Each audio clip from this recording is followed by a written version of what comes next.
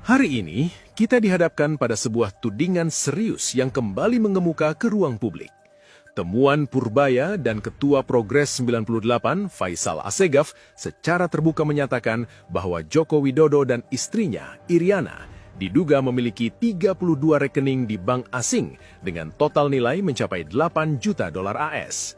Yang menjadi persoalan bukan semata jumlahnya, melainkan ketiadaan laporan rekening tersebut dalam laporan harta kekayaan penyelenggara negara, LHKPN, maupun dokumen yang disampaikan ke KPU. Apakah hasil korupsi? Uang suap dari komunis Cina tersimpan di 20 rekening Jokowi di bank luar negeri. 20 bank di 20 bank asing milik Jokowi. Hanya itu. Periksa bank demi kepentingan nasional, demi kebangkitan Indonesia.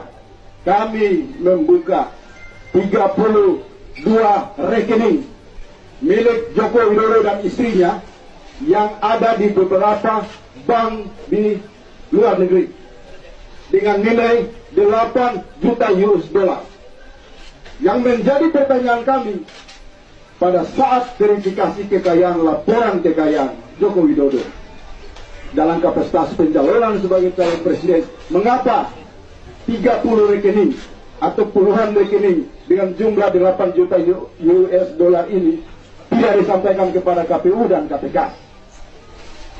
Artinya apa? Indikasi tentang kecurangan pemilu, adanya manipulasi, adanya penunggangan oleh kekuatan-kekuatan asing, adanya penunggangan terhadap KPU sehingga tidak bertindak netral, semakin terbuka saat ini. Jadi luar biasa. Tahun lalu misalnya PPATK menyebut ada peredaran uang korupsi di Indonesia dalam 1 tahun kekuasaan Jokowi 2024 itu 984 triliun. Laporan resmi. Itu dasar sekali angkanya. 984 triliun, bukan 900 miliar. Itu kurang lebih 30% dari APBN. Kalau 30% itu sama dengan biaya untuk menghidupi hampir 18 provinsi di Indonesia. Jadi kita bisa bayangkan, kalau ada 18 provinsi membutuhkan dana sekitar bahkan lebih di 20 provinsi misalnya 900 triliun, kemudian kita ambil uang itu, ada 20 provinsi yang akan mati kira-kira begitu, kolaps. Jadi betapa dasarnya korupsi ini. Karena itu sebenarnya kami mengapa kemudian waktu itu sampai ke KPK, karena kami merasakan betul bahwa ketika tahun 98 begitu, situasi waktu itu kita punya mimpi besar bagaimana Indonesia bisa menjadi negara maju. Kita membayangkan waktu itu 20 tahun setelah kita reformasi, kita akan masuk satu episode penting gitu, dengan pendapatan per kapita kita di atas 14.000 US dollar. Bayangan kita begitu. Karena APBN ada 20% untuk pendidikan. Melampau waktu itu cuma 2,5% dari pendidikan. Jadi kita membayangkan 20 tahun kita akan ada generasi yang luar biasa. Kemudian waktu itu kita dorong ada KPK sehingga korupsi kita minimalis begitu. Anggaran negara sangat efisien. Jadi mimpi indah itu kemudian ketika rezim awal Jokowi itu kita sudah menemukan tanda-tanda berantakannya itu. Misalnya waktu awal kekuasaan Jokowi saya sempat diajak diskusi sama Bang Rizal Ramli. Ada ceritanya. Jadi tiba-tiba saya dipanggil presiden. Terus mengajukan satu pertanyaan. Mas Rizal, bagaimana caranya agar saya jadi presiden bisa kaya raya? Coba bayangkan. Jadi sebetulnya ada motivasi tersembunyi yang sangat kuat dari seorang Joko Widodo, bahwa kekuasaan itu adalah instrumen untuk menempuh kekayaan. Lalu banyak diskusi, banyak riset, dan saya kebetulan saya punya klien saya ini ya ada bisnis sama tengah begitu, ekspor impor. Dia hanya minta ke saya untuk jadikan saya sebagai negarawan, kira-kira begitu. Pada saya jadi pengusaha tapi untuk kepentingan nasional. Jadi kebiasaan saya cuma menangani dia aja nih. Orang masih hidup, masih berbisnis, dan saya suka memberikan perspektif agar langkah-langkahnya untuk kepentingan bangsa gitu. itu produk dia dibeli oleh oligarki. Kalau asing semuanya nggak percaya prospek ekonomi Indonesia, mereka semua akan lari keluar kan? Jadi uang masih muter di sini dari saham ke obligasi. Mungkin pemainnya beda, tapi yang pemain obligasi biasanya lebih jangka panjang kan. Lihat prospek ekonomi kita ke depan seperti apa. Mereka tahu rupiah sedang melemah sekarang, tapi kalau mereka masuk Januari, Februari, Maret dengan jumlah yang lebih besar, saya pikir hampir 30 triliun lebih lah. Dengan dari bulan ke bulan makin tinggi. Artinya asing yang asli yang memahami fundamental sudah mulai masuk sejak awal tahun. Tapi sabar. Asing yang asli ya, asli yang mengerti fundamental ekonomi Indonesia sudah masuk di Januari. Makin besar di pasar. Makin besar. Januari, Februari, Maret makin besar trennya. Sementara asing yang mungkin yang suka main-main, yang suka dipengaruhi oleh sentimen jangka pendek, masih agak takut keluar. Mungkin juga mereka mengocok-ngocok atau gini. Jadi investor lokal waspada. Kadang-kadang asing juga memainkan pasar supaya jatuh ke level yang rendah. Habis itu mereka masuk.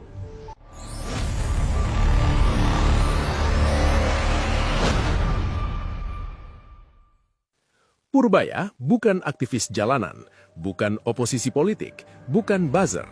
Ia adalah otoritas resmi negara di sektor keuangan, orang dalam sistem, yang berbicara berdasarkan data transaksi, bukan asumsi. Ketika Purbaya menyampaikan bahwa di era pemerintahan Joko Widodo terjadi lonjakan transaksi keuangan janggal dalam skala ribuan triliun rupiah, publik seharusnya terkejut. Dan memang ini mengejutkan.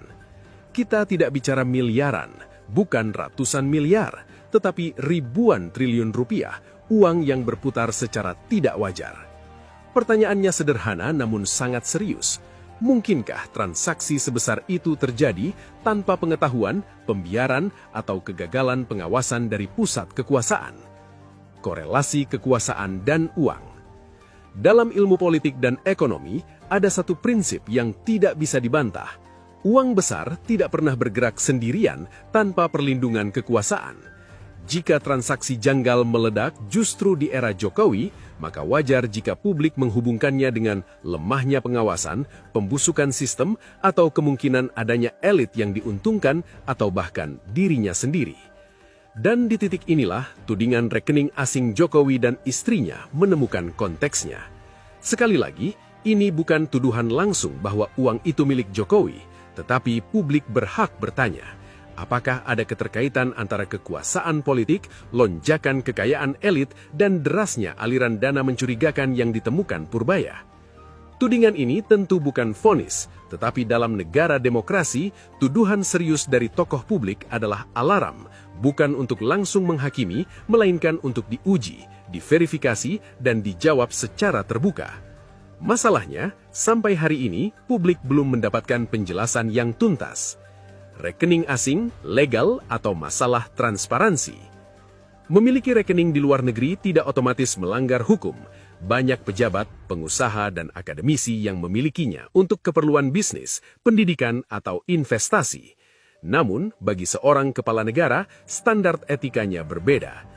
Jika benar rekening tersebut ada, pertanyaan paling sederhana adalah mengapa tidak dilaporkan? LHKPN bukan formalitas administratif, ia adalah instrumen kepercayaan publik. Ketika ada aset yang tidak tercantum, maka yang rusak bukan hanya dokumen, tetapi legitimasi moral kekuasaan. Faisal Assegaf sendiri tidak menjelaskan sumber data rekening tersebut. Itu kelemahan besar yang patut dikritik. Namun di sisi lain, absennya klarifikasi rinci dari lembaga negara justru memperbesar ruang spekulasi. Dalam politik, diam seringkali lebih berisik daripada bantahan. Dari rekening asing ke aliran dana janggal. Kontroversi ini menjadi semakin kompleks ketika kita menariknya ke temuan lain yang tak kalah mengejutkan. Beberapa waktu terakhir, Purbaya Yudi Sadewa dalam kapasitasnya sebagai pejabat otoritas keuangan mengungkap adanya aliran dana dan transaksi keuangan janggal dalam jumlah fantastis di era pemerintahan Jokowi. Angkanya bukan ratusan miliar, melainkan ribuan triliun rupiah. Sekali lagi, ini bukan tuduhan bahwa semua dana itu milik Jokowi, namun publik berhak bertanya, Bagaimana mungkin dalam satu era kekuasaan, transaksi mencurigakan tumbuh sedemikian masif tanpa keterkaitan dengan pusat kekuasaan? Dalam ilmu politik, ada konsep yang disebut state capture, ketika kebijakan, sistem keuangan, dan lembaga pengawas tidak lagi bekerja untuk publik, melainkan melayani jaringan kepentingan tertentu. Apakah Indonesia sedang mengarah ke sana? Pertanyaan ini sah, meski jawabannya belum tentu nyaman. Lonjakan kekayaan Jokowi, wajar atau janggal? Pertanyaan lain yang tak kalah sensitif adalah soal lonjakan kekayaan Jokowi selama dan setelah menjabat. Data resmi LHKPN menunjukkan peningkatan signifikan harta kekayaan Jokowi dari tahun ke tahun. Secara administratif, laporan tersebut diterima KPK. Namun, diterima bukan berarti selesai. Publik bertanya, apakah lonjakan itu sebanding dengan sumber penghasilan resmi seorang presiden? Gaji Presiden Indonesia relatif kecil dibanding kepala negara di banyak negara lain. Jika kenaikan kekayaan terjadi karena usaha keluarga, investasi lama, atau aset sebelum menjabat, maka penjelasan detail seharusnya bisa diberikan dengan mudah dan terbuka. Masalahnya, penjelasan yang minim justru melahirkan asumsi liar. Dan di ruang kosong itulah tuduhan korupsi tumbuh subur. Apakah ini korupsi? Pertanyaan paling keras tentu, apakah Jokowi korupsi? Secara hukum, jawabannya belum tentu dan belum terbukti. Korupsi bukan perasaan, bukan opini, melainkan hasil penyelidikan dan putusan pengadilan. Namun dalam politik, ada dimensi lain yang tak kalah penting, pertanggungjawaban moral dan politik. Seorang pemimpin bisa saja lolos dari jerat hukum, tetapi tetap gagal meyakinkan rakyat bahwa kekuasaannya bersih. Dan disinilah letak krisisnya. Ketika KPK, KPU, PPATK, dan lembaga pengawas lainnya tidak tampil agresif menjawab kegelisahan publik, maka yang terjadi adalah defisit kepercayaan. Demokrasi dan bahaya pemimpin tak tersentuh. Faisal Assegaf sendiri bahkan melangkah lebih jauh dengan menyebut potensi campur tangan asing dan bahaya lahirnya pemimpin boneka. Klaim ini tentu sangat berat dan membutuhkan bukti kuat. Namun, sejarah Indonesia mengajarkan satu hal. Kekuasaan yang terlalu lama dan terlalu kuat cenderung kehilangan mekanisme kontrol. Ketika kritik dilemahkan, oposisi disudutkan, dan aparat lebih sibuk mengamankan kekuasaan daripada mengawasinya, maka demokrasi hanya tinggal prosedur tanpa jiwa. Ajakan turun ke jalan yang diserukan Faisal mencerminkan kekecewaan, bukan semata provokasi. Ia muncul dari perasaan bahwa saluran resmi tidak lagi efektif. Ini berbahaya, bukan karena kiat kritis, tetapi karena negara gagal menjawab kritik secara elegan dan transparan. Negara tidak akan runtuh oleh pertanyaan. Indonesia tidak akan runtuh karena rakyat bertanya.